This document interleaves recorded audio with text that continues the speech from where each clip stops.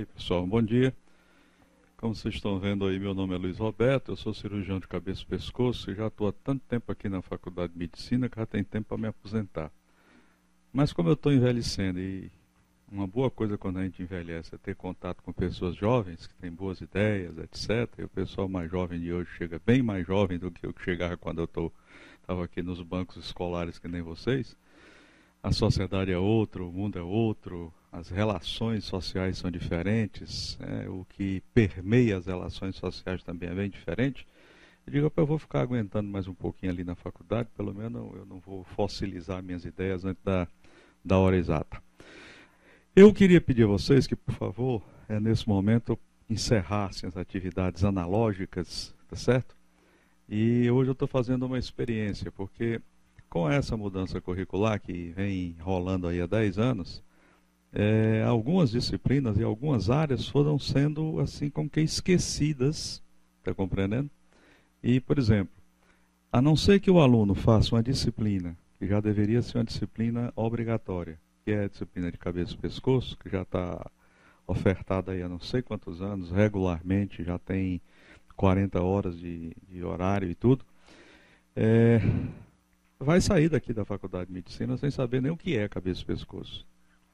Isso vai ter um reflexo muito grande lá fora depois, porque a gente continua recebendo pacientes com doença muito avançada, continua com uma triste estatística que é nas escolas brasileiras, de um modo geral, são poucas as disciplinas de cabeça e pescoço que tem nas escolas de medicina no Brasil, ainda os alunos saem, quase 90% deles, sem saber examinar uma boca e identificar uma lesão pré-maligna e muitas vezes nem uma lesão maligna, né?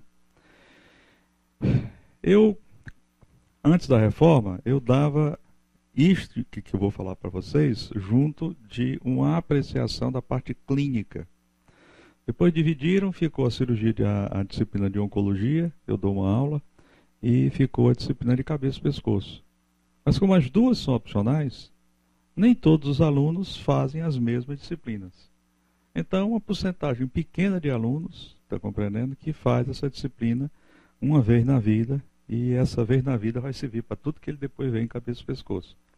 Pode ser que ele não veja mais nada. Mas como hoje o interesse do governo é que haja um aumento do número de profissionais de saúde, principalmente médicos, trabalhando pelo menos um tempo na atenção básica, é exatamente na atenção básica que as maiores ações de prevenção podem ser feitas para coisas do tipo câncer de boca, câncer de laringe, câncer de faringe. E quando diagnosticadas precocemente, nós conseguimos uns resultados maravilhosos. Mas 75% chega com casos avançados.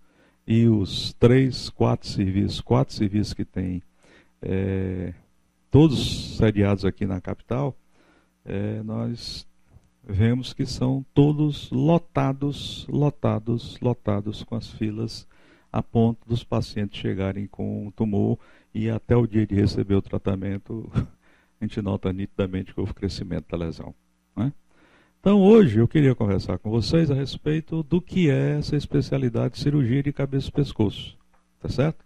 Para vocês terem uma noção e já servir, tá, também de introdução para quem quiser fazer ou a disciplina de oncologia ou também quem quiser fazer a disciplina de cabeça e pescoço mais na frente, né? É uma área, inclusive, de atuação que ainda está muito longe de saturar o mercado. Eu não conheço um cirurgião de cabeça e pescoço aqui que não seja ocupado, mesmo os mais antigos, né? Porque nós precisaríamos, segundo estatísticas da Sociedade Brasileira de Cirurgia de Cabeça e Pescoço, ter 90%, ter 80 e poucos cirurgiões, 82 cirurgiões, para atender só a população do SUS. Se você tirasse toda a população, tá certo? Da saúde complementar, nós precisaríamos ter 82 cirurgiões de cabeça e pescoço para trabalhar sem ter essas filas magnânimas que tem no serviço de cabeça e pescoço, né? No entanto, nós temos hoje talvez 60 e poucos. E a coisa já melhorou muito, porque, por exemplo, nós hoje já temos residências credenciadas de cabeça e pescoço aqui no estado. Você não precisa mais ir para São Paulo ou para o Rio de Janeiro, como eu tive que ir. A grande maioria dos mais antigos hoje tiveram que fazer isso. Nós já temos residência. Residência de boa qualidade.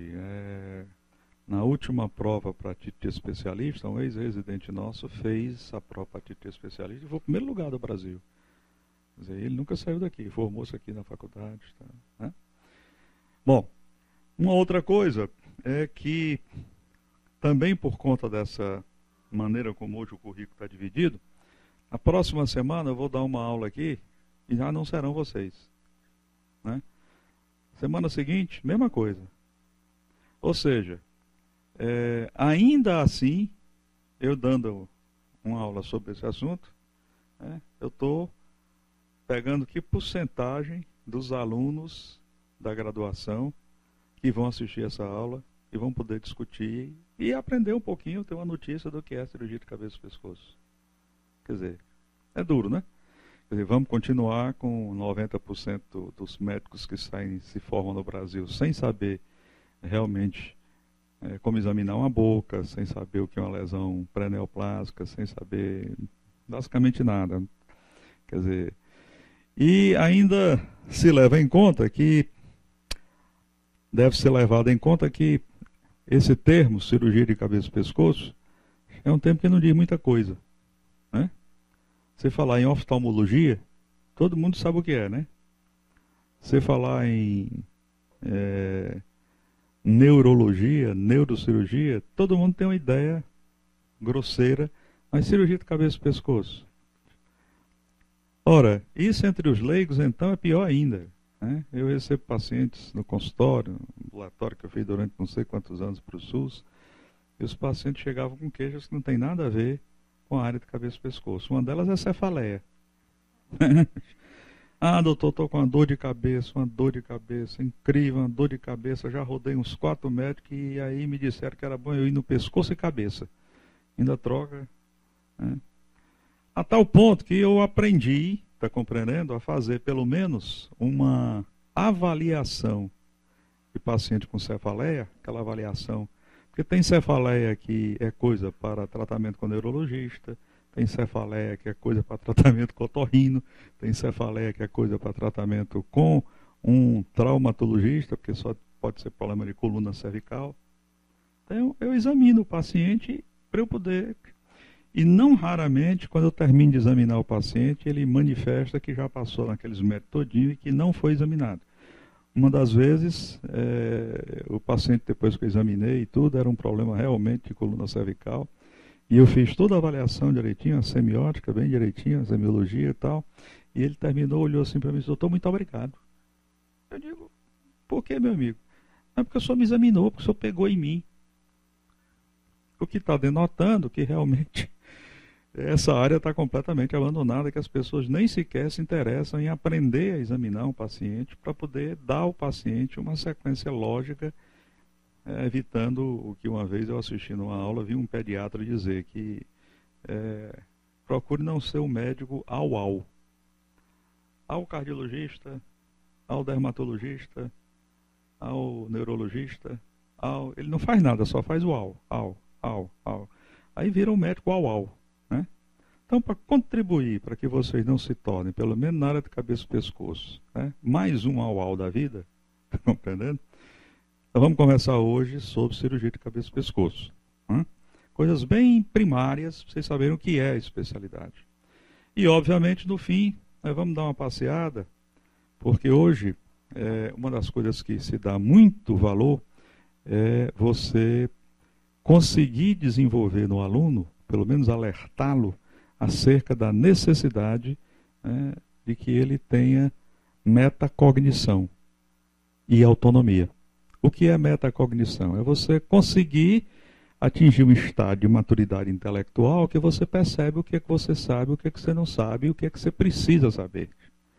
Claro que se um cidadão uma cidadã resolver fazer ginecologia, ele não vai precisar saber tudo de cabeça e pescoço como um cirurgião de cabeça e pescoço ou um otorrino.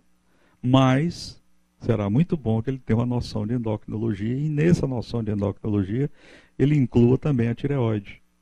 Por quê?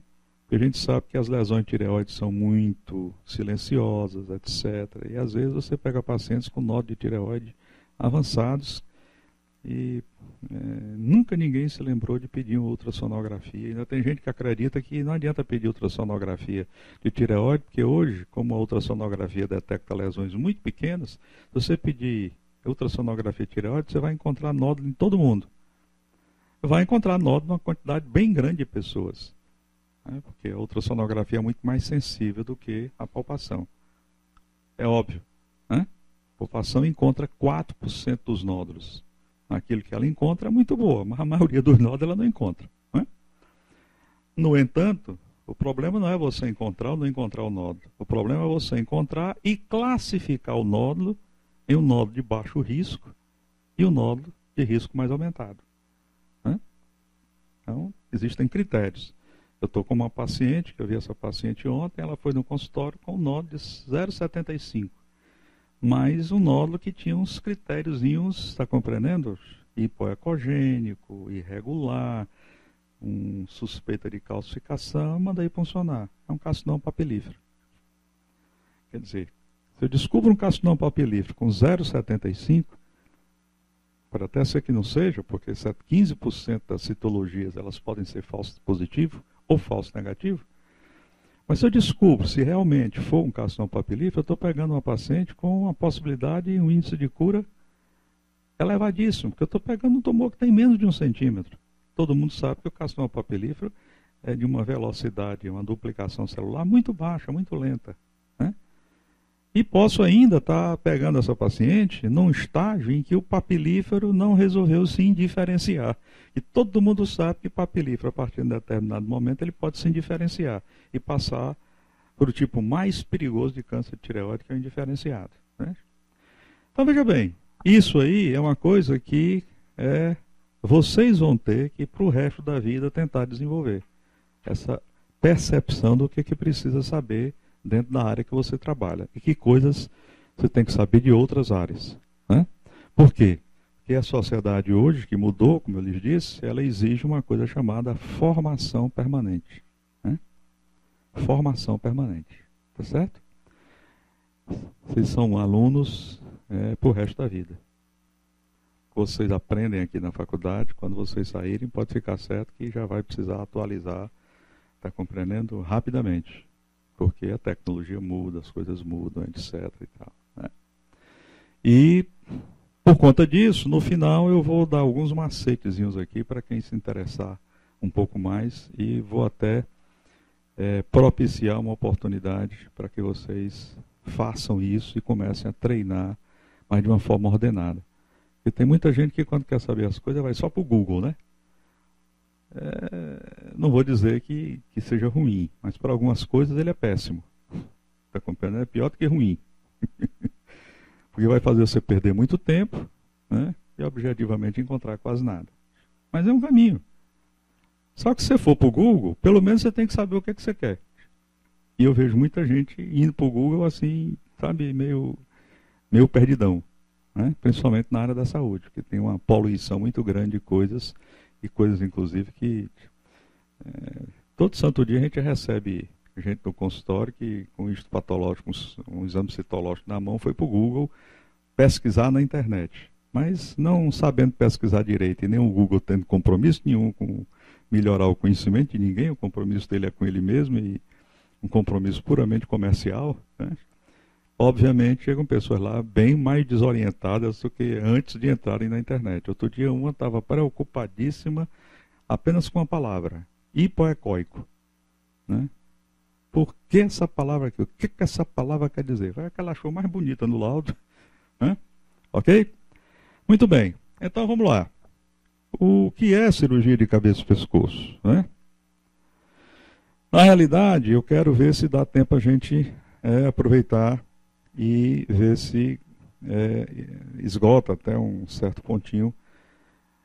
Eu acho que dá para a gente esgotar esse roteiro, em que a gente começa a falar do conceito de cirurgia de cabeça e pescoço, das origens, a importante relação que ela tem com outras especialidades, como é que você adquire uma formação em cirurgia de cabeça e pescoço, falar das principais localizações, mas não tecendo comentários muito mais verticais, porque isso fica para a segunda aula, a aula que eu dou especificamente sobre a parte clínica de cabeça e pescoço. Chamar atenção numa coisa extremamente importante, que são os fatores de risco. Bom, a gente tem outras localizações e outras afecções que também estão na área da cabeça e pescoço. Finalmente, dizer quais são as linhas gerais que a gente deve seguir para a prevenção e diagnóstico, os princípios gerais do tratamento e da reabilitação. Tá certo? Bom, na realidade, duas coisas precisam ser chamadas a atenção logo de início, né? A especialidade de cirurgia de cabeça e pescoço é uma especialidade eminentemente cirúrgica. Isso tem mudado bastante, eu vou explicar por quê. Porque tem outras armas que estão crescendo muito, principalmente a radioterapia e a quimioterapia tem mudado bastante. A radioterapia com novos aparelhos e novos esquemas de radioterapia fracionada, associada a novos quimioterápicos, né, que sensibilizam a célula oncológica para o efeito da radioterapia, e a radioterapia fracionada diminui a agressão aos tecidos normais. A gente tem conseguido, inclusive, fazer os chamados protocolos de conservação de órgãos. Você consegue tratar pacientes com tumores avançados sem precisar fazer sacrifício do órgão em si, da laringectomia. Mas nem sempre. E ainda tem pacientes que não respondem ao tratamento ou pacientes que respondem no primeiro momento e a lesão depois retorna, né? Mas tem melhorado bastante, mas ela ainda continua uma especialidade cirúrgica e é também uma especialidade oncológica. Na realidade, o nosso grande trabalho são com pacientes que têm lesões malignas de cabeça e pescoço, embora a gente tenha uma série de lesões benignas que a gente também atue, né? As principais ações ficam na área da prevenção, do diagnóstico, do tratamento e da reabilitação. Então a gente pode dizer que o alvo da cirurgia de cabeça e pescoço são os pacientes portadores de afecções congênitas, inflamatórias e também de lesões benignas e malignas do víscero-crânio, que é a face, e da área cervical, que é o pescoço.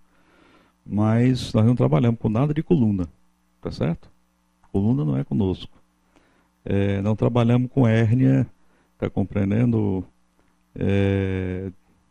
Cervical, né? Não trabalhamos com isso, certo? E pode acontecer às vezes a gente ser convocado por um colega que vai fazer uma abordagem cirúrgica de uma lesão de outra área que está muito posteriorizada no pescoço, a gente é chamado para poder criar o acesso. Só. Tá certo? Muitas vezes acontece isso, porque você não pode estar com uma hérnia de disco e o paciente, depois da cirurgia de hérnia de disco cervical, com a cirurgia traumática, você deixar o paciente com lesão de recorrente, lesão de vago e etc. E tudo. Então, alguns colegas preferem chamar mas hoje em dia isso também até está mais rápido, porque os neurocirurgiões estão cada vez melhor treinados. Fundamentalmente, é preciso a gente lembrar só uma coisa, essa palavrinha aqui, ó, multidisciplinar. A cirurgia de cabeça e pescoço, por natureza, ela é multidisciplinar.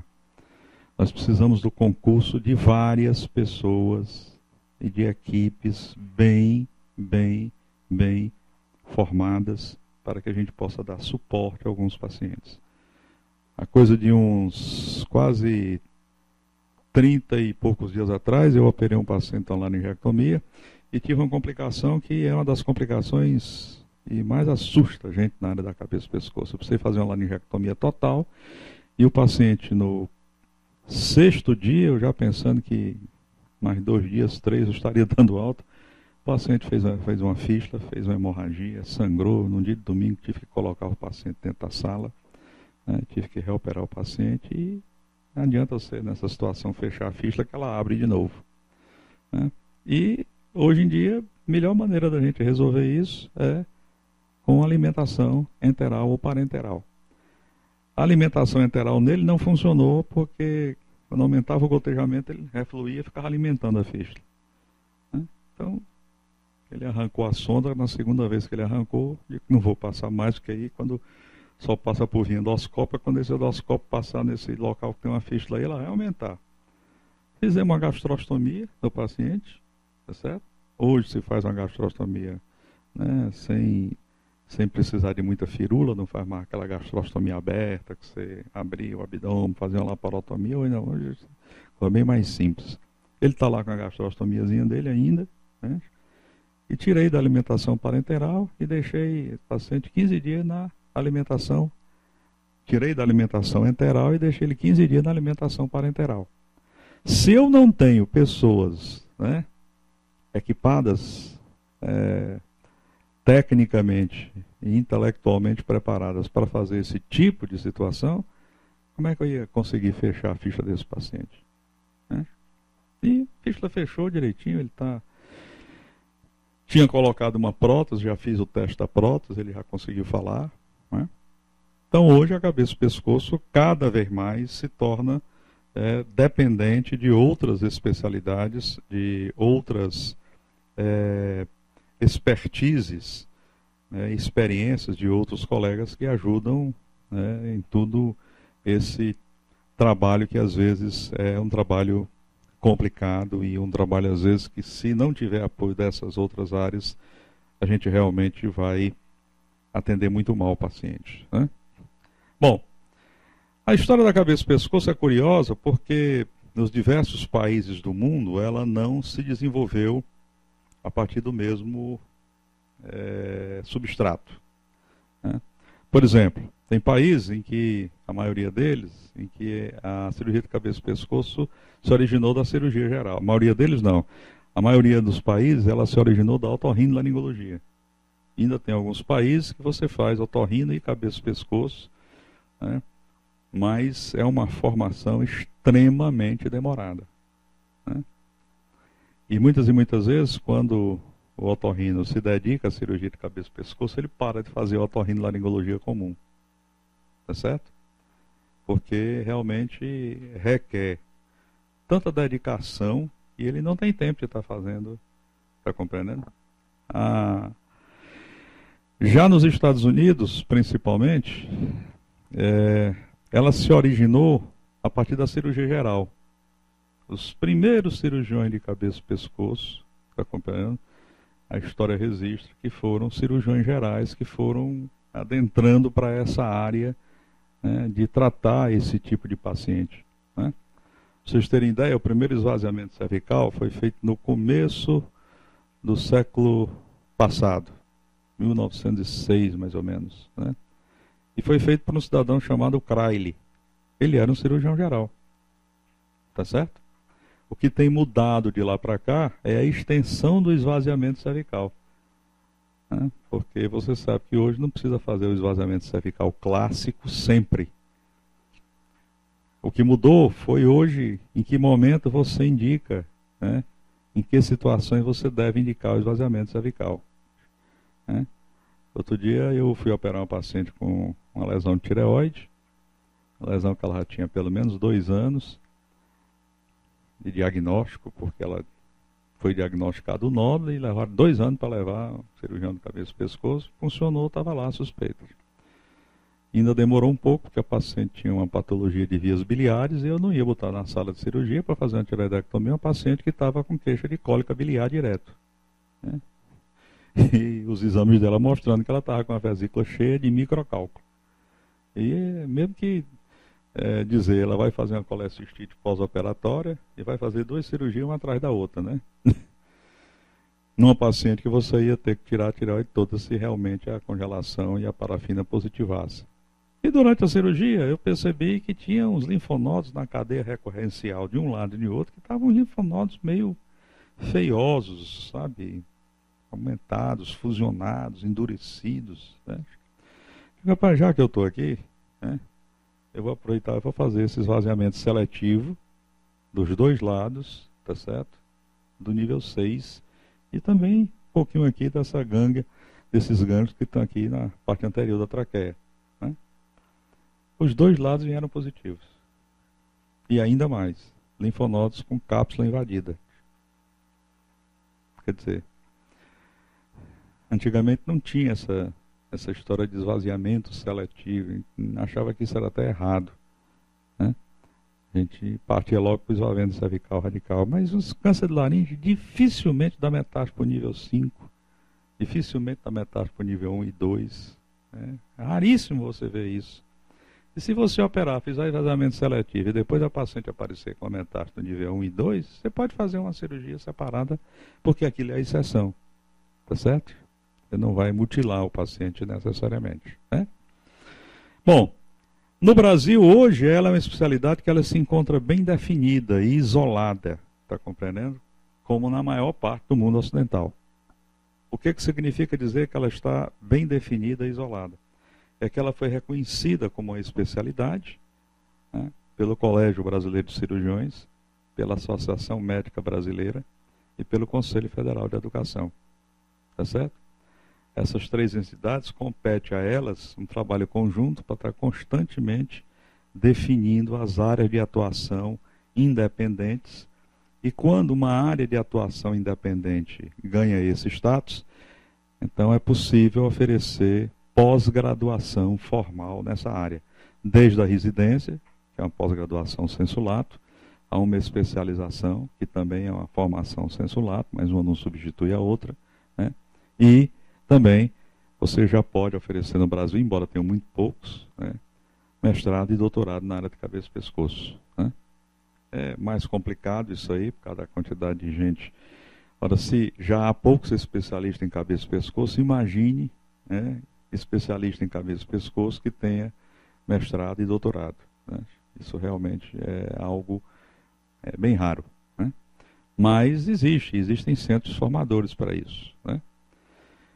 De fato, nós hoje só praticamente identificamos assim, de forma mais nítida 2 países em que a cabeça e pescoço convive, locais onde ela está bem delimitada com áreas que não estão bem delimitadas. Na França, por exemplo, é um deles. A França tem uma história de falar em cirurgia cervicofacial, né, que o otorrino faz, mas faz 5 anos de cirurgia cervicofacial misturado com otorrina, etc, e coisa e tal, e companhia limitada. Né? Aqui no Brasil, em determinado momento, a Sociedade Brasileira de Otorrinolaringologia, que tem uma força política muito grande, resolveu mudar o nome dela para cirurgia de cabeça e pescoço e cervicofacial. Mas, na realidade, é mais uma espécie de lobby de marketing, porque a grande maioria deles não faz a cirurgia pesada da cabeça e pescoço. Né? Não faz mesmo, ele não tem treinamento para isso. Tá certo? Não tem oportunidade disso. E tem 1 ou 2 residências só que dão um treinamento em cabeça e pescoço de 1 ano durante uma residência de otorrinolaringologia. Mas vocês vão ver que hoje, a maneira que a gente tem no Brasil, mais oficial de formar pessoas em cabeça e pescoço é diferente. Tá? Inclusive, a Sociedade Brasileira de Cabeça e Pescoço não aceita que quem não tiver feito cirurgia geral faça residência de cabeça e pescoço. Você tem que fazer a cirurgia geral. Né? Porque tem certas coisas que você tendo uma formação em cirurgia geral, você tem condições de atuar muito mais precisamente em pacientes, né, com afecções dessa área. Certo? Bom, como eu disse para vocês que a cabeça e pescoço é uma especialidade multidisciplinar, vejam aí a relação dela com diversas outras especialidades. Né? Com a cirurgia geral, claro. Né? O ideal é que todos nós tenhamos formação em cirurgia geral. Vocês já acham que tem sentido, por exemplo, eu operar um paciente de uma laringectomia total, de uma tiroidectomia total, de uma esofaringolaringectomia com esvaziamento cervical bilateral, de uma maxilarectomia alargada, e esse paciente no pós-operatório fazer uma úlcera, tá certo? De estresse, e eu não ter condições, não saber, não ter treinamento para abrir o abdômen desse paciente e ressecar os bordos da úlcera e fechar. E se o paciente, por algum acaso, precisar de uma drenagem torácica, ele fica lá precisando da drenagem torácica até o cirurgião torácico chegar, eu não sei fazer uma drenagem de tórax? Não vou longe. E uma traqueostomia de urgência.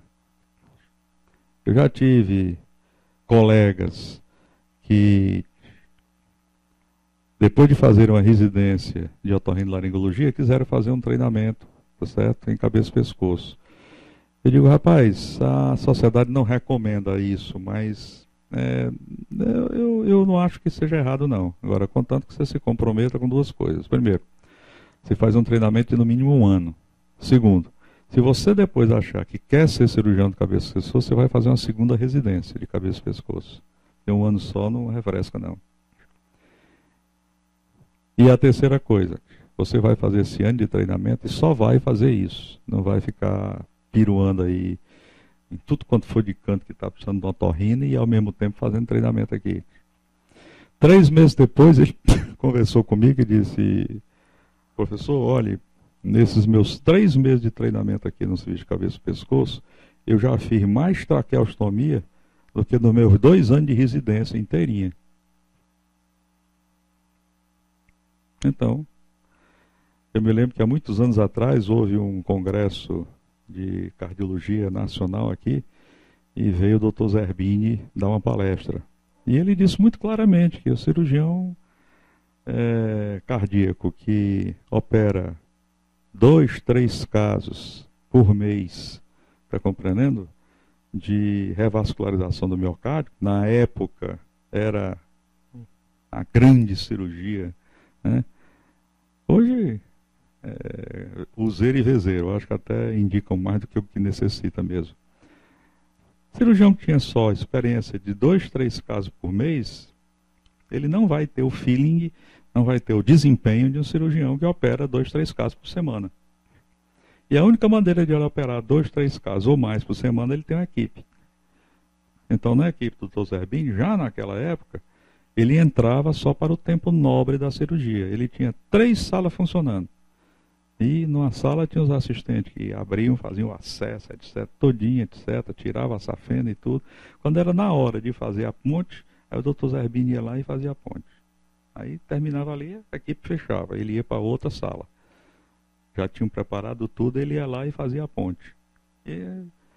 Por quê? Porque ele se preservava para o tempo nobre da cirurgia. E aquilo, como ele fazia todo santo dia, várias vezes, então, obviamente, ele tinha um desempenho manual, técnico, etc., né? Então, não tenha dúvida, é só simplesmente uma questão de você ter mais ou menos contato com os desafios da cirurgia de cabeça e pescoço, que realmente precisa ter um manuseio muito bom, né? Uma vivência muito grande com a anatomia regional, né? Para poder você perceber, está compreendendo o que deve e o que não deve ser feito. Quando você vê um pescoço operado por um cirurgião geral, ou por alguém que não tem experiência em cabeça e pescoço, você denota logo, porque a incisão já está errada. A incisão na pele. O cirurgião de cabeça e pescoço, quando ele faz a incisão no pescoço, ele sempre faz uma incisão que permita expor e principalmente pensa na reoperação desse paciente. Os colegas da cirurgia geral, da neurocirurgia, eles acham que a melhor maneira é fazer uma incisão reta aqui na borda do esternocleido mastoideu. Realmente é uma incisão que dá bom acesso, mas se você precisar reoperar o paciente, você vai ter que ressecar a incisão todinha, vai ter que perder vai ter perda de cobertura e vai encontrar uma fibrose exatamente onde você não quer que tenha. Quer dizer, uma série de detalhes que parecem bobos, mas que não são. Tá certo? Muito bem. Por que o cirurgião de cabeça e pescoço precisa entender um pouco de cada uma dessas coisas? Ele não precisa saber fazer o planejamento e radioterapia de um paciente, mas ele precisa saber quando esse paciente deve ou não ir para a radioterapia. Ele deve estar atento a isso, né? Ele não precisa, está compreendendo, saber, mas precisa saber realizar, mas ele precisa saber interpretar uma tomografia. Porque se ele não desenvolver a capacidade de pensar, olhar para uma tomografia e pensar tridimensionalmente, como é que ele vai saber quais são níveis de ressecção que ele vai fazer em uma determinada lesão, por exemplo, de face maxilar. Vai ser difícil, né? Da mesma forma que endoscopia peroral é uma coisa que eu acho que deve ser, está compreendendo, do absoluto conhecimento do cirurgião do cabeça e pescoço, inclusive deve saber fazer, né? E em um determinado momento, e aí vem a história da metacognição, eu percebi que eu sabia fazer tudo de laringe, contanto que fosse grande, né? T3, um T4 de laringe, podia botar na minha mão que eu sabia fazer bem direitinho. Inclusive, aprendi sozinho a fazer microcirurgia vascular para transplante de alça, para transplante de retalho. Então, eu me sentia perfeitamente em casa se fosse para manusear, tá certo? Um paciente com um T3, um T4 de laringe, invadindo esôfago, invadindo faringe, o que fosse. Eu fazia um esôfago, faringo, laringectomia, abria o intestino, tirava um segmento de alça, de jejuno, colocava no pescoço, revascularizava, só com acadêmico, porque não tinha muito doutor de cabeça e pescoço, né? E era residente, né? Bom, comecei a perceber que eu não sabia dar o diagnóstico de um pólipo, não sabia dar o diagnóstico de uma lesão benigna, eu não sabia o que era uma fenda vocal, sabia fazer uma laringoscopia direta, eu sabia fazer, mas uma microlaringoscopia eu não sabia fazer, né? E aí? Pô, eu digo, bom, tem uma parte aí que está bem incompleta, né? Então, realmente eu fui atrás de fazer a minha formação, tal, e consegui fazer isso numa época em que a cirurgia com laser de CO2 na área da otorrinolaringologia estava crescendo muito e deu para ir até um grande centro que tem no uso de cirurgia com laser na Alemanha e depois na Holanda. E ainda fiz um pouco de cirurgia com laser, mas aí o problema todo é que o laser é muito caro e além de ser caro, só existem aparelhos fabricados no exterior, fabricados fora, e o problema é você ter manutenção para esses aparelhos aqui, né? A manutenção, quando tinha, era em São Paulo, o cidadão vinha dar uma manutenção e saía por um preço astronômico. E as operadoras de saúde, durante muito tempo, não contemplaram, está compreendendo, nenhuma cirurgia com laser. Então, ou você tinha aquela população que tinha acesso a laser para cirurgia plástica, cirurgia estética, etc. e tudo, porque aí ninguém se incomoda de pagar, está compreendendo? E os pacientes com câncer, o hospital cobrava por fora a parte dele, a gente tinha que cobrar por fora a parte da gente, que ficava terminando criando um problema, às vezes de natureza até ética e tudo e tal. Depois que eu operei uns 20 e tantos casos, eu digo, rapaz, não tenho que provar mais nada não, né? Tentei um hospital que quisesse comprar um laser do melhor que tinha na época, né? E cada um foi lá, né? Eu digo, rapaz, não precisa você comprar os acessórios do laser para eu trabalhar, não. Os acessórios eu compro, né? Compre só o aparelho, porque aí você comprando só o aparelho, vai ter um grupo de cirurgião que vai comprar isso para trabalhar em coloproctologia, vai ter um grupo de cirurgiões que vai comprar isso para trabalhar em neurocirurgia. Tem outro grupo de cirurgiões que vai comprar, né, a parte dele para trabalhar em cirurgia plástica, e eu compro a minha partezinha para trabalhar com o paciente de cabeça, pescoço e laringe, né? Até hoje, você fazer uma cordectomia por laringofissura é muito mais complicado do que você fazer uma cordectomia por endoscopia, tá certo? Porque com microcirurgia do laringe, você faz uma cordectomia, o paciente interna de manhã, vai para casa no máximo no outro dia. Se você fizer por laringofissura, tem que fazer uma traqueostomia, o paciente passa no mínimo 3 dias internado e sai de lá com o traqueostoma e sai de lá também com a sonda nasogástrica. E vai levar um mês para poder recuperar isso, né? Então, você vê o quanto não se conseguiria, tá certo? Economizar, né, em internamento, para o próprio paciente em tempo de recuperação, quando você faz uma cirurgia com laser. E a efetividade, exatamente igual, né? Ok?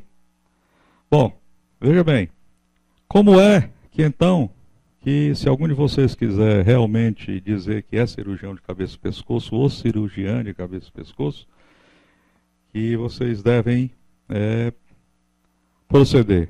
Primeira coisa, fazer uma residência, está compreendendo, de 2 anos de cirurgia geral. Né? Isso é imprescindível. Né? Hoje não se aceita mais nenhuma residência de cabeça e pescoço do Brasil, a não ser, com muita exceção, alguém que venha da otorrinolaringologia. Né? Exatamente por isso, que eles não têm esse treinamento para fazer alguma coisa mais aprofundada, uma dissecção de veia, uma laparotomia mesmo simples, uma drenagem de tórax, e até a traqueostomia para eles não é uma coisa muito frequente. Tá certo? Aqui no Ceará, por exemplo, o mercado das traqueostomias é todo dominado na saúde suplementar pelos cirurgiões torácicos. Né? Eu vejo muito colega de cabeça e pescoço reclamando porque não é chamado para fazer traqueostomia.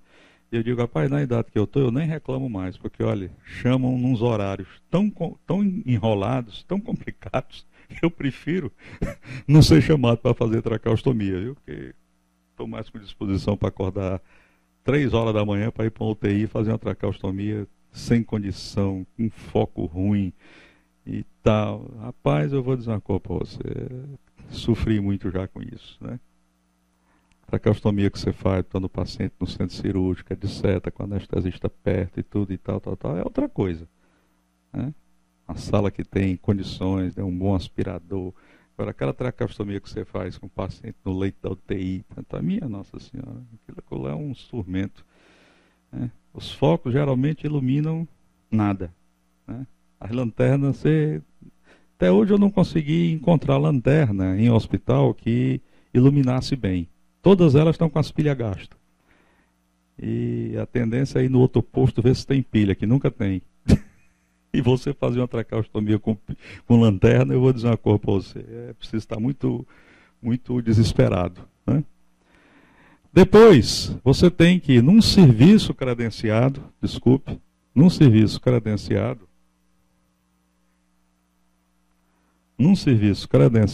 você fazer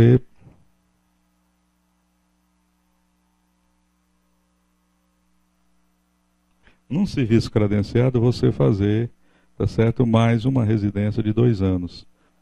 E aqui já é considerado um R3 e um R4. Né? Não tenha dúvida que essa discussão sobre se deve ou não ir para 3 anos é uma discussão que procede, porque, por exemplo, a cabeça e pescoço hoje já está começando a utilizar recursos de cirurgia minimamente invasiva, utilizando recursos de cirurgia robótica, e daqui a pouco não vai ser possível, né, ficar sem esses recursos. Né? Vai ser muito difícil que eu veja um robô cirúrgico comprado aqui para a Faculdade de Medicina, né, mas não será impossível. Né? Vai ser um ponto que vai ter que sair alguém para treinar isso em locais que já estão fazendo isso, e essas coisas, mais cedo ou mais tarde, vão chegar. Então, o cidadão vai precisar de mais tempo para poder adquirir essas habilidades. Não é isso? A própria laringologia, eu acho que o cirurgião de cabeça e pescoço deveria ter uma formação completa. Deveríamos já existe hoje, efetivamente, condições de oferecer mais 1 ano de treinamento, está compreendendo? Só em laringologia, com o desenvolvimento das cirurgias faciais, o desenvolvimento das cirurgias endoscópicas, que afinal de contas, um laser é caro, mas ele não chega ao preço de um robô cirúrgico. Né? Robô cirúrgico é coisa de $1 milhão. Né? Não. Um laser com uns $200 mil, $150 mil, você consegue comprar. Não é tanta coisa assim que se possa pensar que é impossível. Né? Muito bem. Os locais mais frequentes, o que normalmente o especialista em cabeça e pescoço mais encontra, esse conjuntozinho aí. Boca, mais ou menos 60% dos casos de câncer na cabeça e pescoço, laringe e faringe. Tem um movimento muito grande também na área de tireoide, principalmente por causa da possibilidade da ultrassonografia hoje descobrir, está compreendendo, tantos nódulos pequenininhos.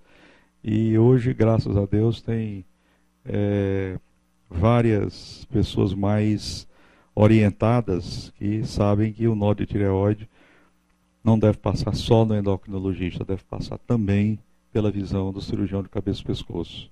Tá certo? O tipo histológico mais comum nessas três localizações, tá certo? Boca, laringe e faringe, né? É o tipo histológico mais também comum em outras áreas, que é o carcinoma epidermoide, certo? Velho epidermoide. Agora, o carcinoma epidermoide, dependendo da localização, ele tem prognóstico diferente. É muito diferente um carcinoma de boca, um carcinoma epidermoide,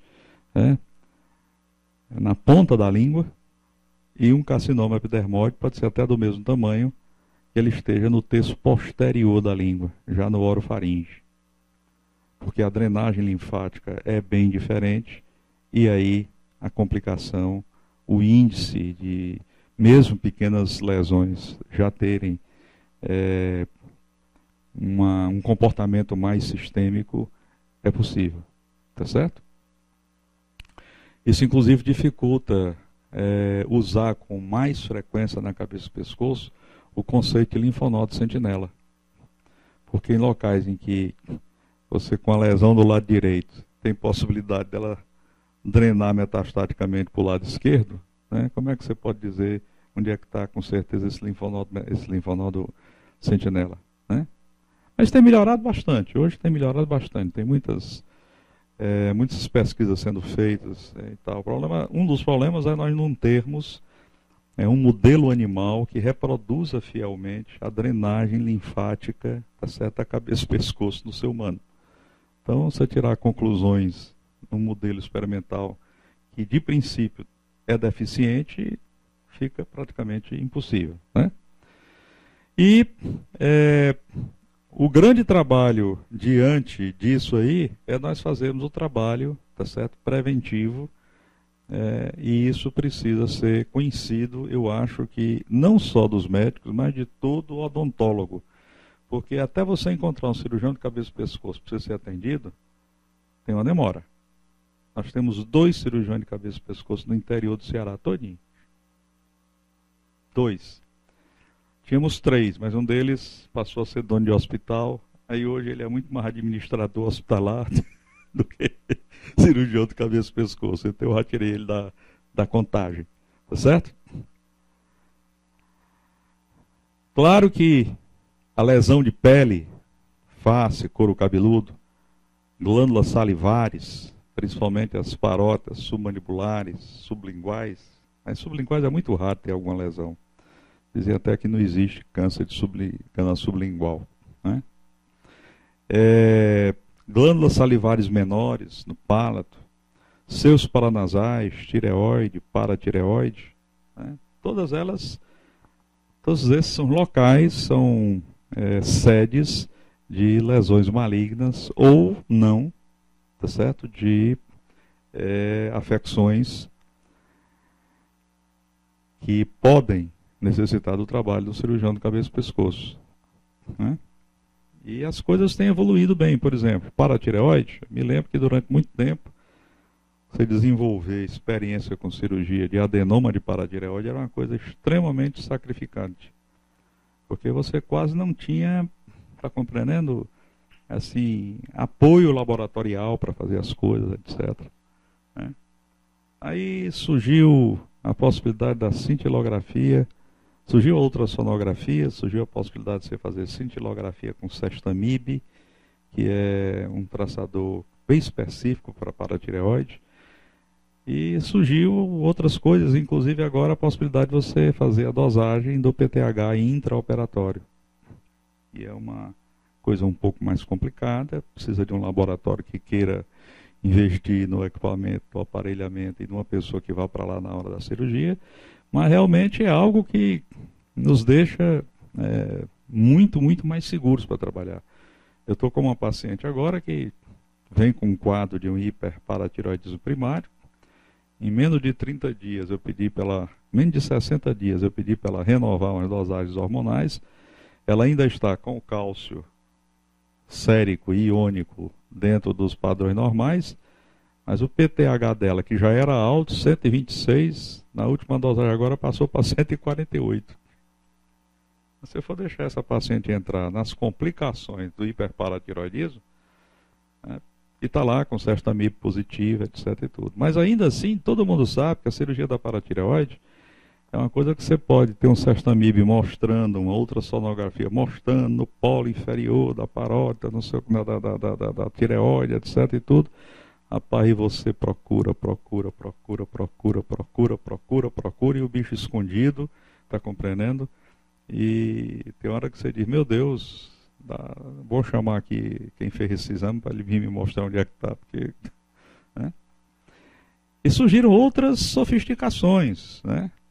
Tem agora uma sofisticação muito interessante, que é você fazer a paratireoidectomia utilizando uma cirurgia com invasão mínima, uma pequenininha incisão de pele, né, e usar um probe, né, um contador, dar ao paciente, algumas horas antes da cirurgia, um traçador, e lá na hora você procura. Quando, né, encontra a paratireoide, o bichinho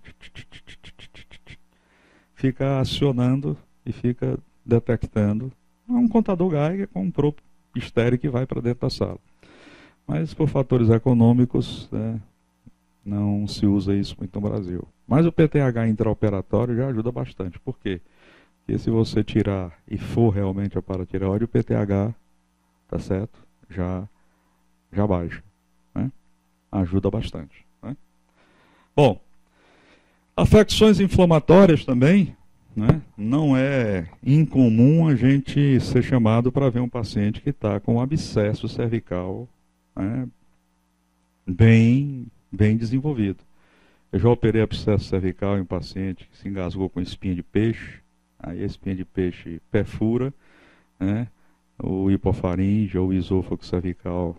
E vocês sabem que a boca e algumas áreas adjacentes são um verdadeiro zoológico, né? Ali tem gram negativo, gram positivo, anaeróbio.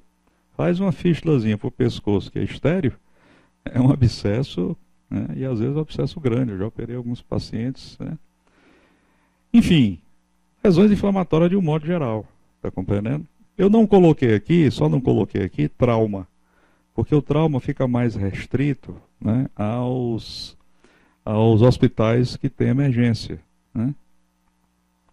Mas muitas e muitas vezes é melhor um trauma cervical ser manuseado por um cirurgião de cabeça e pescoço, que tem uma noção de anatomia regional bem mais sedimentada, do que por outra pessoa que tem uma visão mais reduzida, né? Você não vai encontrar muito cirurgião geral que saiba, por exemplo, se conduzir corretamente, tá certo, em certos tipos de fratura de laringe por agressão, por acidente, né? Eu me lembro bem que quando eu trabalhava em emergência, toda a vida que eu ia colocar um paciente na sala, porque o paciente tinha uma lesão de língua mais posterior, tá compreendendo? Eu recebia muita crítica. Besteira, rapaz, sutura isso aqui mesmo na unidade de terapia de urgência, na UTU, né? E UTU, você sabe como é, né? Sala de pequena cirurgia em setor de emergência, geralmente vai o material cirúrgico de pior qualidade, tá compreendendo? Ele só não manda uma lâmina reutilizada porque não pode, né? Vai as pinças mais grosseiras, né? Os focos de última geração, né? Pessoal de sala altamente treinado, e às vezes o paciente chega com a lesão grave, né? Que é assoalho de boca, de língua, terço posterior, e naquele momento que ele chega, ele já sangrou, os vasos entraram em vasoconstrição, a pressão dele baixou e ele está sem sangrar. Quando você começa a manusear, está compreendendo? Às vezes até na própria intubação o paciente já começa a sangrar. E dentro da sala de cirurgia? Você tem condições de posicionar o paciente melhor, você tem condições de ter um foco melhor, você tem condições de fazer uma traqueostomia de urgência. né? Você está preparado para essas intercorrências. E se um paciente desse começar a sangrar mesmo, então, e você tiver que fazer uma ligadura de carota externa? Lá na salinha de pequena cirurgia da emergência, eu duvido que você consiga fazer. Se tiver um acidente, pode até ser chamada a atenção por imprudência, que é um tipo de erro médico. Então eu diria, não mexo nesse paciente, a não ser que arranje sala. Arranje sala eu mexo. Ele agora está sem sangrar, ele agora está estável, está compreendendo? E eu não vou manusear um paciente para desestabilizar. Eu vou manusear um paciente para dar mais segurança. Desestabilizar. Uma das coisas que eu encontrei aqui quando comecei minha vida de professor, de cirurgião de cabeça de pessoas aqui na faculdade, foi uma tendência muito grande de madrugada chamar um R1, e R1 é o médico mais, principalmente de cirurgia, é o médico mais corajoso que eu já encontrei na minha vida. Está compreendendo? O cara passa na residência de cirurgia, olha, com 2 meses ele está assim, capaz, tá certo, de operar até o que veterinário não tem coragem. Entende? Aí o R1 se levanta, 3 horas da manhã, vai lá na UTI, encontra aquela condição de trabalho, está compreendendo? Para fazer uma traqueostomia. Quando o hospital de cirurgia era para cá e o de clínica para lá, tudo bem. Mas agora que estão no mesmo prédio, vizinho praticamente, né? Vizinho não, emendado, porque é fácil tirar alguém da clínica e estar no centro cirúrgico. Não se justifica, né? E rapaz, era difícil convencer esse pessoal a não querer fazer cirurgia de cabeça e pescoço em locais inadequados, né? Eu sofri com isso aqui, né? Mas as coisas hoje melhoraram bastante, porque como tem uma residência e tudo, então as pessoas preservam esse lado, porque não pode estar tendo acidente, está compreendendo, por falta de cuidado, logo no local onde tem uma residência da especialidade, né? Bom, tumores benignos, tem vários. Lipoma, tumor benigno, lesão de glândula salivar menor. Eu sábado agora eu vou operar um pacientezinho com uma lesãozinha aqui no lábio. Lesão de pele. Então você precisa saber os princípios de cirurgia reparadora, saber rodar um retalho, saber confeccionar um retalho. Tá certo? E afecções congênitas, né? Como cisto de canal tiroglosso, cisto branquial, fístula branquial. Certo? Isso também é da nossa área. Há, inclusive, uma coisa muito interessante, que é uma experiência que eu considero muito boa aqui no Ceará, embora pouco conhecida, que é o trabalho que os colegas de cirurgia de cabeça e pescoço 2 fazem no Hospital Albert Sabin, né? Eles fazem toda a cirurgia de cabeça e pescoço em criança, eles dois aqui manuseiam, fazem ambulatório e tal, manuseiam, acompanham. Que tem algumas coisas, né, na área de cabeça e pescoço, na população pediátrica, e requer muita especificidade, conhecimento e destreza para ser manuseado, né? O cirurgião pediátrico, na sua formação, ele não tem muita exposição a esse tipo de paciente, né? A não ser que ele faça residência lá no Albert Sabin e passe um tempo com esse pessoal que está trabalhando lá, né? Mas eu acho até que já deveria ter sido identificado, assim, individualizado, né, um serviço só de cirurgia de cabeça e pescoço infantil dentro do próprio Albert Sabin, né? Mas eles ainda têm aquela noção de cirurgia pediátrica geral, tal, senão daqui a pouco quem faz mais cirurgia gastroenterológica dos pacientes pediátricos vai querer individualizar a cirurgia. É uma coisa engraçada. Enquanto nos Estados Unidos você vê que a tendência é essa, as pessoas cada vez mais individualizarem as coisas para ganharem expertise e até para se precaverem, né, da história do malpractice, né, do erro médico, né? Porque o cara diz, não, está aqui, eu só faço isso há não sei quantos anos, tem não sei quantos casos, aconteceu isso aí, mas o índice disso aqui, na história do serviço aqui, coisa é muito baixa. Então isso é uma coisa que pode acontecer, não tem cirurgia que não tenha risco.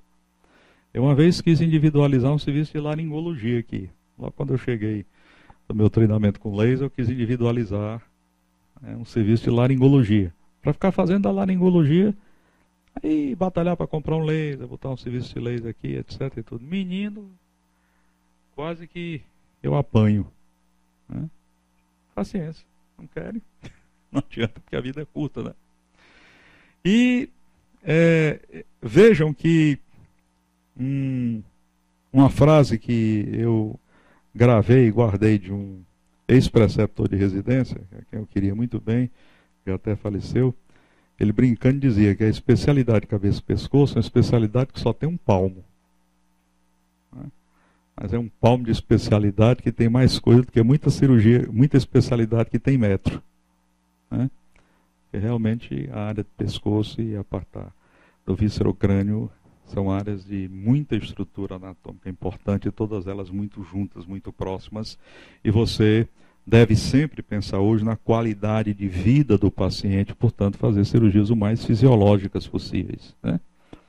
Aquele pensamento, né, de você fazer a cirurgia alargada, sem se preocupar com o que a mutilação vai causar na vida futura desse paciente, esse é um conceito que mudou radicalmente. Hoje a gente sempre pensa na qualidade de vida que o paciente deve ter. E isso tem ajudado bastante a gente conseguir apoio do pessoal, como eu vou mostrar mais na frente, de outras áreas que não são nem áreas médicas, são áreas paramédicas. Né? Muito bem. Na realidade, quais são os principais fatores de risco para o desenvolvimento dessas lesões, tá certo? Na área de cabeça e pescoço, naquelas 3 partes que eu lhes falei. É o trato aerodigestivo superior, boca, laringe e faringe. Sem dúvida, a gente já sabe que grande parte, né, dessas lesões estão associadas com fumo, grande parte dessas lesões estão associadas com o uso de álcool, né? O hábito etílico. Né? Hoje a gente tem certeza que refluxo, né? Laringofaríngeo, manifestação laringofaríngea de refluxo, é um fator predisponente, né? É um fator de risco. Se você juntar os 3, o mais interessante é que eles não têm um efeito aditivo, eles têm um efeito multiplicador.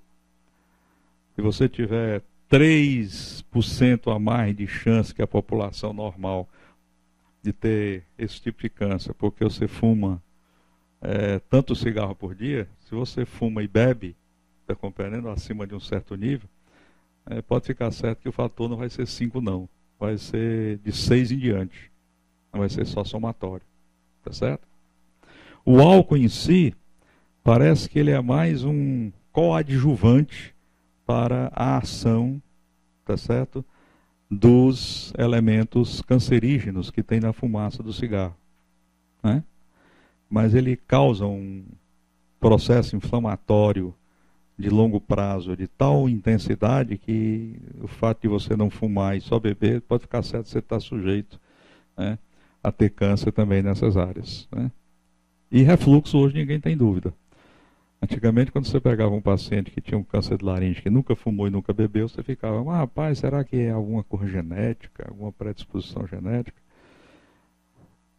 Cerca de 50% dos pacientes com câncer de laringe, se você fizer uma história clínica, uma investigação bem feita, você vai descobrir que eles em algum momento tiveram refluxo prolongado. E às vezes ainda estão com esse refluxo quando a lesão aparece. Então a gente tem que fazer tudo para deixar os pacientes, está compreendendo, alerta e orientá-los bastante em relação à alimentação, principalmente. Né? Hoje nós temos uma ajuda muito grande dos inibidores de bomba de prótons, que começou com o omeprazol. Antes deles nós tínhamos os bloqueadores de receptor H1, né? Ranitidine, cimetidine, né? Mas hoje, a grande maioria das vezes, o que se usa mesmo é o inibidor de bomba de prótons. Né? É claro que má higiene oral, infecções virais com HPV que não é só para a laringe, para a boca também. E fatores alimentares, está compreendendo? Eles são extremamente importantes também. Mas os que chamam mais atenção são esses aí. Eu vou falar um pouco a mais para vocês sobre refluxo, porque é uma coisa assim, meio ainda desconhecida, sabe? Meio zona de ninguém, ninguém sabe exatamente quem é quem para assumir a orientação de um paciente com refluxo. Eu me lembro que uma vez me chamaram para falar numa mesa redonda em que estava lá um colega da pneumologia, né? E um da gastroenterologia. E eu fui o último a falar, que era exatamente sobre refluxo e a possibilidade como fator de risco de câncer. E os dois disseram duas coisas assim muito curiosas, né? O primeiro paciente foi falar sobre o paciente com queixa de tosse, né? Continuada e tal, que não descobre o que é a tosse, não descobre o que está tossindo, não tem patologia pulmonar, não tem patologia traqueal nem nada, e está lá tossindo por refluxo. E ele disse que a primeira coisa que ele manda o paciente fazer é uma endoscopia digestiva. Né? O colega da endoscopia também disse que era a primeira coisa que fazia era endoscopar um paciente desse que tinha queixa, mas sempre pedia que o pneumologista visse para poder dividir a responsabilidade do paciente estar com alguma coisa no pulmão e passar despercebido, porque ele não é especialista na área de pneumologia. Né? Quando chegou na hora das perguntas, eu perguntei a ambos: e quando vocês fazem a endoscopia digestiva, ou recebem a endoscopia digestiva feita, qual é a conduta de vocês em relação ao laringe? Aí eles olharam para mim assim meio assustado: laringe? E não souberam responder. O paciente está tossindo, tem uma série de sinais que você pode descobrir numa avaliação bem feita do laringe. E não adianta querer fazer a avaliação bem feita do laringe com endoscopia digestiva, porque o ângulo de visão, tá certo, do aparelho de endoscopia não é muito propício a você ver com detalhes prega vocal, comissura posterior, e detectar a lesão característica de quem tem manifestação laringofaríngea de refluxo, que é a laringite posterior. Então, você precisa estar vendo isso todo dia, compreendendo? Para aprender, compreendendo quais são. Existem trabalhos publicados aí mostrando e tudo, mas até você adquirir experiência em identificar isso. E eu vejo muita gente criticar e dizer assim: sim, mas fulano de tal, tudo para ele é refluxo, tudo para ele é refluxo. Rapaz, é melhor que pense assim, né? Porque as duas principais causas de tosse seca em pacientes, né, com essa sintomatologia, ou é o refluxo, ou é processo alérgico, ou são os dois juntos, ou alguma complicação do refluxo. E hoje a gente sabe que refluxo laringofaringe explica, né, desde laringite, traqueite, pneumonia de repetição, a também explica otite, e algumas vezes otite grave, aquelas chamadas otites malignas, resistente a tudo quanto é antibiótico, e um trabalho para tratar aquilo. E também sinusite de repetição. Eu aqui e acolá recebo um paciente que está com a sinusite de repetição e chega e diz que trata a sinusite, não fica bom, trata e volta. Sinusite não tem cura. Aí eu vou, faço uma laringoscopia, está lá o paciente, tá certo? Com manifestação do refluxo típica. Né? E não adianta, porque ele trata a sinusite, né? O refluxo continua. Passa um tempinho, ele trata de novo, a sinusite retorna de novo, agudiza de novo. Enquanto ele não tratar o refluxo e controlar o refluxo, essa sinusite vai recidivar periodicamente. Até que vai chegar um ponto que ele está resistente a tudo quanto é de antibiótico e vai ter umas complicações sérias, que a sinusite, quando complica, é sério. Né? Então é preciso estar alerta a isso. Né? Dos caras que mais estudou isso, um americano chamado Kaufman, que começou a estudar muito isso, exatamente na época que surgiu o omeprazol, As pessoas maldosamente até dizem que o Kaufmann tinha uns trabalhos muito bons antes do omeprazol e depois do omeprazol os trabalhos dele não ficaram mais tão bons quanto, porque ele passou a achar que resolvia tudo com omeprazol. Mas isso é um comentário um tanto quanto maldoso, né? Na realidade ele tem trabalhos muito interessantes sobre câncer de laringe. E ele demonstrou cabalmente, está compreendendo, que o refluxo é um fator de risco importante. Está compreendendo? E a gente tem a obrigação de alertar. Manifestações mais simples: tosse seca, pigarro, sensação de bolo faríngeo, queixa de estar engasgando, tá certo? Pessoas que chegam com uma sintomatologia, dizer que estão com um negócio aqui na garganta, uma coisa aqui na garganta que eu não consigo saber o que é. E aí tosse, escarro e sai aquela golda, sei lá, escura e depois melhora um pouco, mas aí eu passo depois o dia tendo repetições desse mesmo fenômeno, etc. e tudo. Essa história é extremamente sugestiva. Faça logo uma laringoscopia com quem tem experiência de refluxo, porque tem gente que parece que tem medo de dar diagnóstico, de levantar a suspeita de refluxo, né? Não sei por quê. O Kaufmann já dizia que cerca de 60% à época dele, dos casos de manifestação laringofaríngea de refluxo passavam completamente desapercebidos e que, portanto, o maior cuidado que você devia ter era prestar atenção na queixa clínica do paciente. E, além do mais, hoje se sabe, que não se sabia também há algum tempo atrás, que tem pacientes que são resistentes ao inibidor de bomba de prótons, principalmente o omeprazol. Eu me lembro tipicamente de uma freira espanhola, e foi no consultório, e dizendo que se não conseguisse resolver o problema dela, se fosse para morrer, ia pedir a superiora dela para deixar ela ir morrer na terra dela, lá na Espanha. E eu disse: irmã, e o que é a sua queixa? O que está acontecendo? Ela começou a tossir. Aí disse: está vendo, doutor, é isso aqui. Eu menos espero que tossir. Isso é o dia todo, já fui a não sei quantos médicos, etc.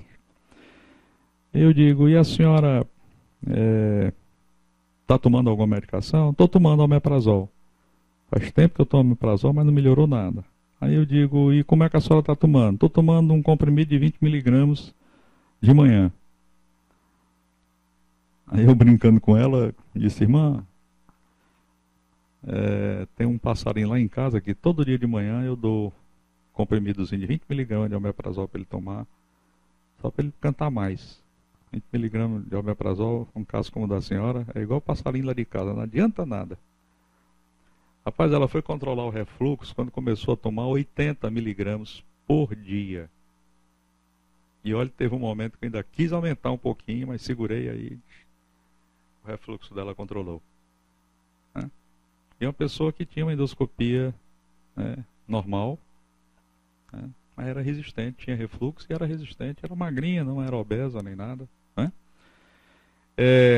Preciso lembrar que hoje já se sabe que cerca de 20% dos pacientes com manifestação laringofaríngea de refluxo são pacientes que não têm nenhuma sintomatologia baixa e muitos deles com endoscopia normal. Tá certo? Isso não tem explicação até agora. É algum problema do esfíncter esofágico superior isolado? É algum problema nos dois esfíncteres? Ninguém consegue saber isso, mas sabe que a incidência é essa. Então, o paciente que chega com manifestação de refluxo, por natureza, você tem que perguntar se ele tem azia, se ele tem sensação de regurgitamento, etc. e tudo. Mas se ele disser que não tem, não exclui o refluxo laringofaríngeo. Parece que é uma entidade completamente diferente do clássico refluxo gastroesofágico, da doença do refluxo gastroesofágico, da DRGE. Parece que é uma entidade diferente. Mas só para vocês verem a complicação, eu assisti uma palestra do Kaufmann num congresso de otorrinolaringologia nos Estados Unidos.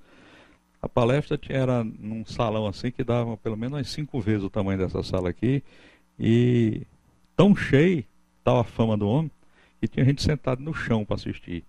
Tá entendendo? Ele começou dizendo que um dos maiores problemas da manifestação laringofaríngea de refluxo era ter nome demais. Como não tinha um consenso em termos de uma denominação, tinha muita coisa que a gente não sabia, que se era realmente a manifestação laringofaríngea do refluxo, ou estava só apenas recebendo um dos carimbos, está compreendendo, diante da dificuldade. E fez um roteiro muito interessante e reafirmou mais uma vez que realmente ela está associada à incidência de câncer de laringe. Né? Hoje a gente sabe que é laringe, assoalho de boca é mais raro, mas base de língua, hipofaringe. Tá? E como a população está envelhecendo e cada vez mais se consegue manter pessoas vivas às custas de medicação, veja qualquer paciente que fez ponto de safena, quantos remédios ele toma por dia.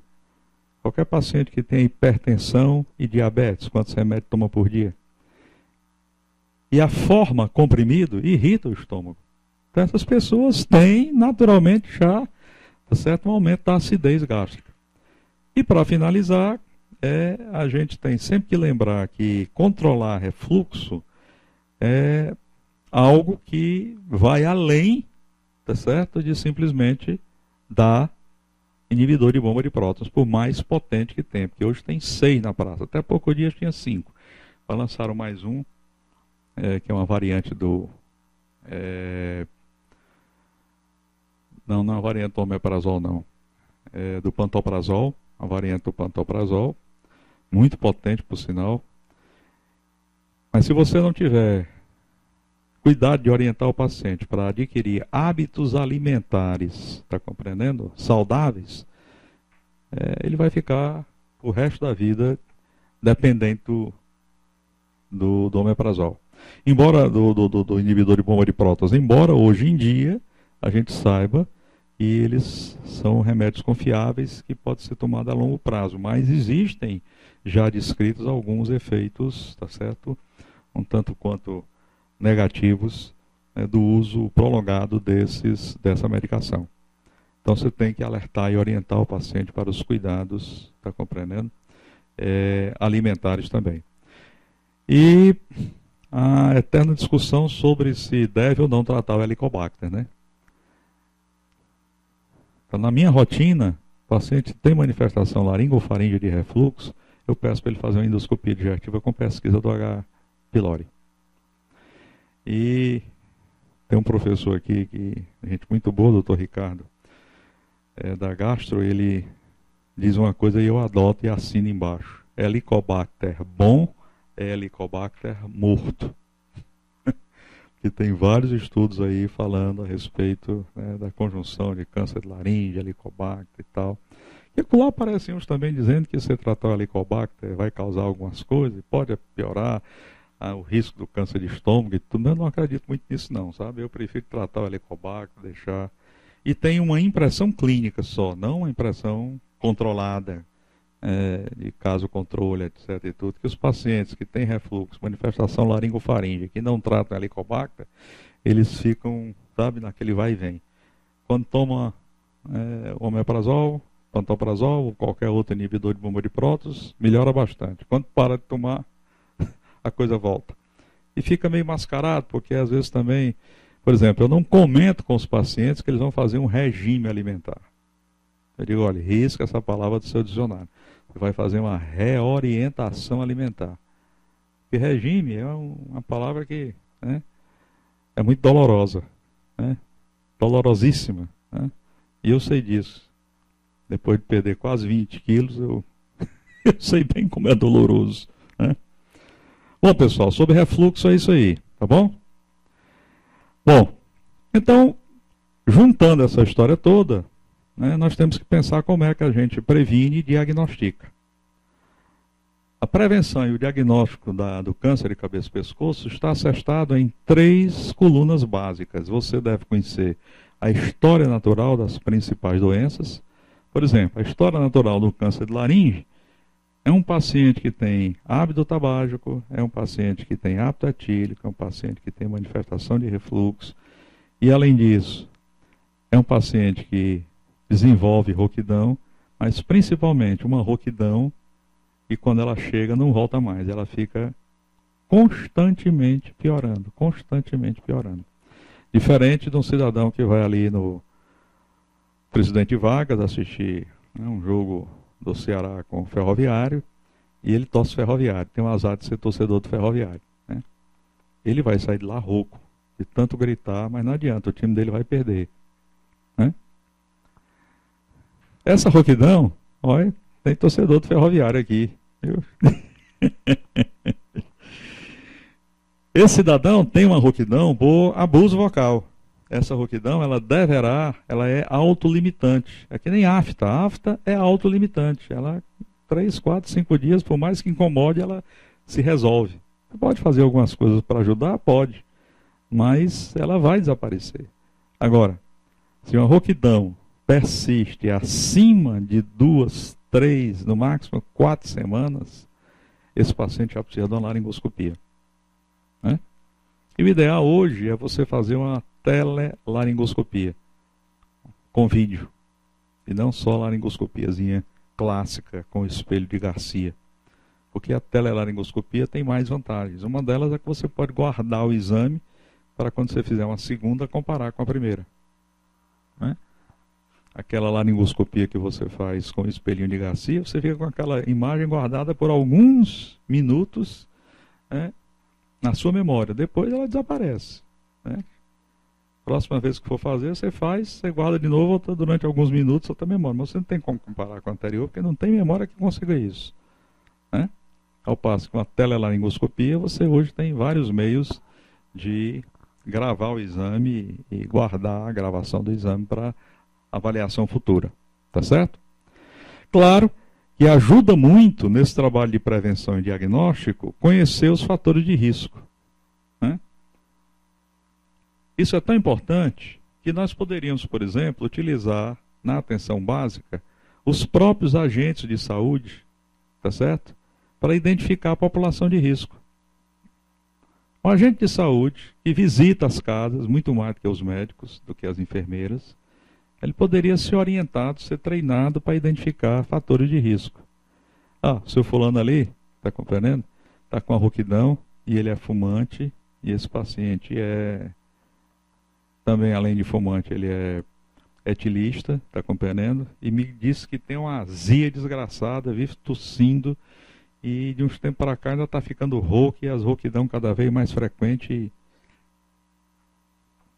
Mas quando a gente pensa em propor que um agente de saúde vai fazer isso, Ave Maria, muitas e muitas vezes. Eu tenho um colega que foi secretário de saúde no interior, e ele dizia que teve uma época que no município dele, ele quis treinar os agentes de saúde para fazerem uma aferição de rotina, né, de pressão, etc. e tal, para poder níveis expressórios, para poder identificar uma população de risco de hipertensão que está lá sem saber que é hipertensa, né? Não conseguiu fazer isso porque o pessoal de enfermagem não deixava. O pessoal de enfermagem dizia que só quem podia tirar a pressão eram as enfermeiras. O pessoal de... Pelo amor de Deus, rapaz. Quer dizer, é de uma redução mental, né, a toda prova. Eu estou lendo um livro agora de um cirurgião americano, que é doido por tecnologia da informação, cara com um background de pesquisa imenso, trabalha, né, trabalhou com coisa básica na área de transplante cardíaco e tudo e tal. Ele escreveu um livro mostrando que a medicina só vai chegar a bom termo nos próximos anos se nós aprendemos a socializar e repartir conhecimento. Não adianta eu ficar isolado aqui esperando que o paciente que tem hipertensão tenha um acidente vascular cerebral para poder eu começar a intervir. Eu poderia ter começado a intervir muito antes e até sem precisar do médico. Tem uma pessoa que está orientada para fazer, né, a avaliação dos pacientes da população de risco, identificar a população de risco e começa a fazer um trabalho maciço em cima desse pessoal. Ou seja, é a tendência moderna da medicina da gente pensar mais na saúde do que na doença. Eu tenho que pensar, não é no câncer de laringe, eu tenho que pensar muito antes. O que é que eu faço para poder evitar que o paciente desenvolva câncer de laringe, ou então diagnosticar tão cedo que a cirurgia é menos onerosa para o sistema e o resultado de cura é muito mais elevado. Porque se eu pegar um T1 de laringe, Eu sei que em 5 anos, mais de 60% dos pacientes vão estar vivos. Mas se eu pegar um paciente com T3, um T4, aí cai aí para a cor de 30%. Mas ainda é curável, né? Bom,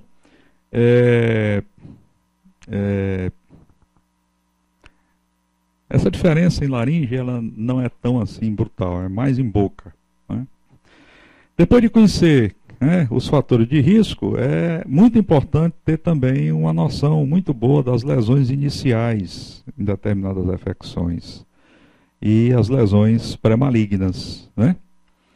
Claro que você deve conhecer a propedêutica básica e se você não sabe executá-la, pelo menos você deve saber ter orientação para saber aonde enviar o paciente, né? E, evidentemente, ajuda muito, né, você conhecer os principais exames radiológicos, isso jamais para o especialista, né? Não sei a de laringe, que eu tenho que pedir uma tomografia, eu sempre tenho que saber que eu tenho que pedir a tomografia antes de fazer a biópsia. Porque se eu pedir a tomografia depois da biópsia, pode aparecer alguma coisa que seja artefato, por causa do processo inflamatório que a biópsia, determina. Tá certo? Segunda coisa é que eu preciso saber interpretar a tomografia tão bem ou melhor do que o próprio radiologista. Né? Por quê? Porque eu vou operar. E se for um paciente com uma lesão que seja passível, que ainda seja factível realizar uma laringectomia parcial, né, é crucial que você realmente saiba interpretar a laringectomia para poder você saber se conduzir e indicar a cirurgia adequada, né? E ainda assim com um pé atrás, porque do dia que você vê, diagnostica e indica até o dia que você vai operar, pode passar um tempinho e a lesão pode modificar. Ela não sabe que você está dando nome a ela, colocando apelido, chamando ela de A, de B, de C, né? Então, assim, o objetivo básico a ser perseguido sempre deve ser, está compreendendo, a gente procurar um diagnóstico mais precoce possível, se possível ainda, em fase de lesão neoplásica, lesão pré-neoplásica. E as duas principais lesões pré-neoplásicas são, para o laringe, a displasia, para a boca, a displasia e eritroplasia, e também a chamada queilose actínica. No lábio, essa queimadura que é causada por exposição solar continuada, que antigamente chamava de queilite, hoje o nome mais adequado é queilose, né? Essas três para a boca, né? E no laringe, sem dúvida, tá certo? Qualquer laringite hipertrófica ou leucoplasia deve ser cuidadosamente manuseada.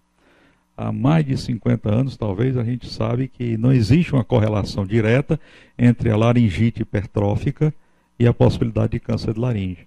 Você pode ter laringites hipertróficas graves, que você diz, rapaz, aí tem um câncer de laringe, você biopsia, decortica, etc. e tudo, e não vem nada. Tem só atipia, displasia, né? E tem pacientes que você vê uma leucoplasiazinha pequena e tudo, e termina fazendo uma cirurgia e já tem lá um carcinoma in situ, né? Então, apareceu leucoplasia, laringite hipertrófica, você tem que tratar esse paciente de uma forma bem cuidadosa, tá certo?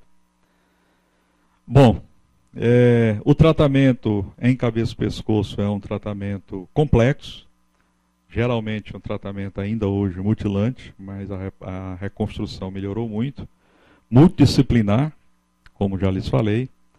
A cirurgia ainda é a principal arma terapêutica, mas claro, surgiram as terapêuticas associadas, a mais antiga delas a radioterapia e hoje a quimioterapia.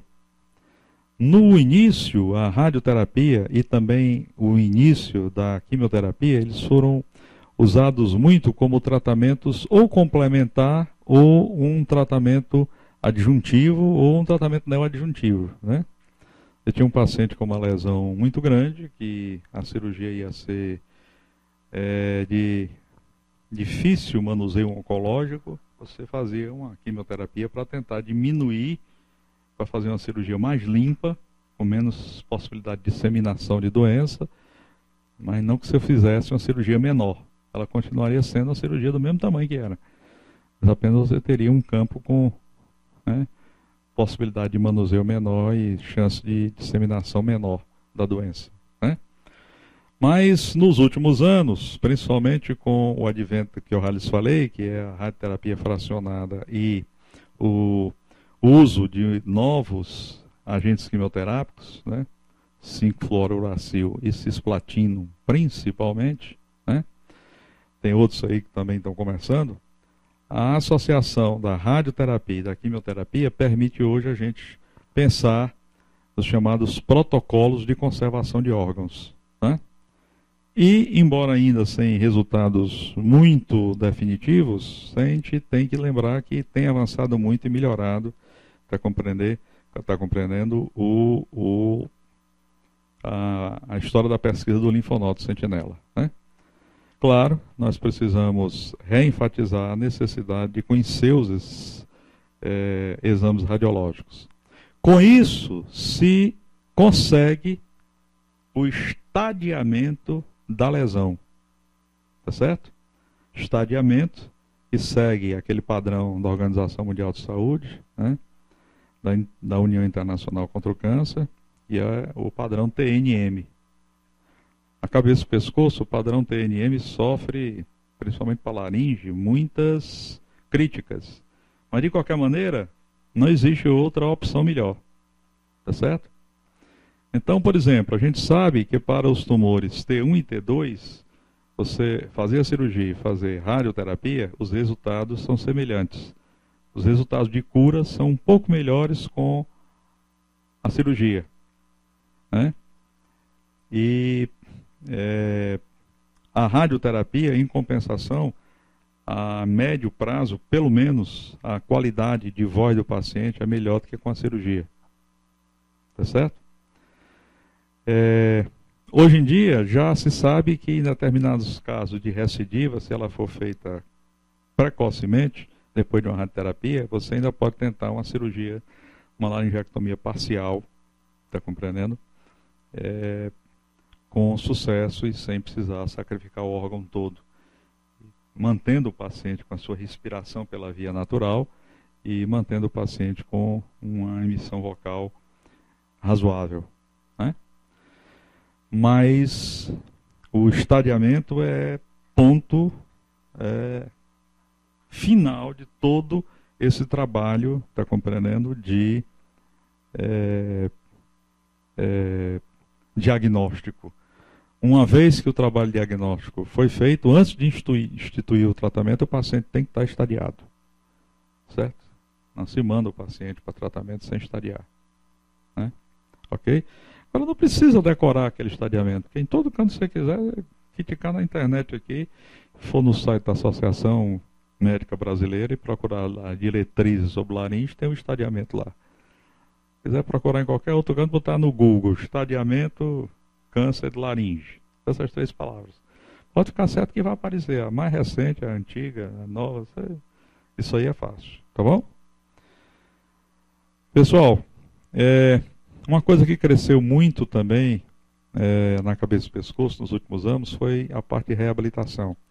Seja com próteses, em cirurgia de boca, em laringectomias totais, seja a reabilitação nas sequelas de esvaziamentos cervicais com fisioterapia, e alguns também ressaltam muito a fisioterapia destinada à drenagem para alguns edemas, né, que têm dificuldade de regredir.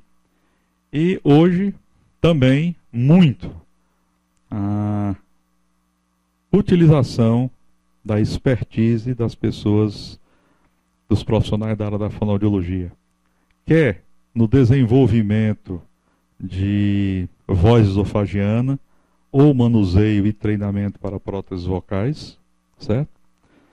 E em pacientes com xerostomia, eles orientam muito bem os pacientes que fazem radioterapia pós-operatória ou tratamento com radioterapia e quimioterapia isolada e ficam com xerostomia.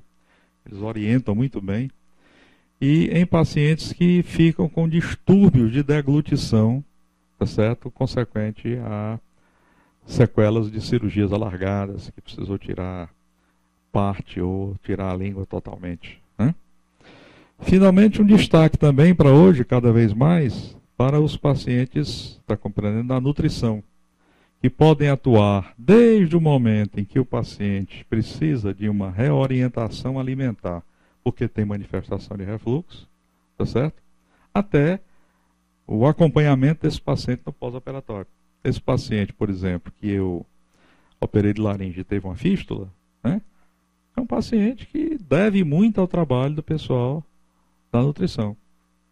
E o pessoal da nutrição que eu estou falando aqui não é só o nutricionista de formação na área de nutrição, não, né? Também é o médico que manuseia pacientes nessa área, porque ele tem uma visão muito mais ampla da fisiologia, da farmacologia, da metabologia do paciente, embora quem vai preparar, né, a alimentação todinha seja uma pessoa da nutrição. Mas a necessidade de uma avaliação clínica, médica, bem feita por alguém que entende da área, né? Eu me lembro que na época que eu comecei cabeça e pescoço, a gente não tinha sonda nasogástrica tipo Dobhoff, está compreendendo?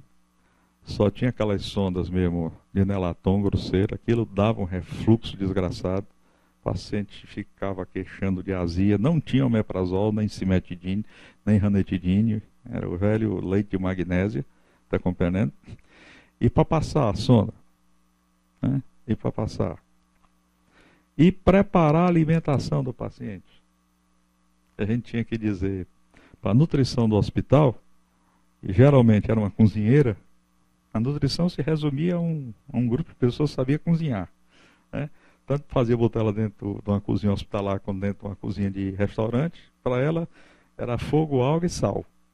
Pronto, tendo essas três coisas, estava feita a comida, né? A gente tinha que dizer direitinho, fazer um cálculo bem direitinho, tantas calorias.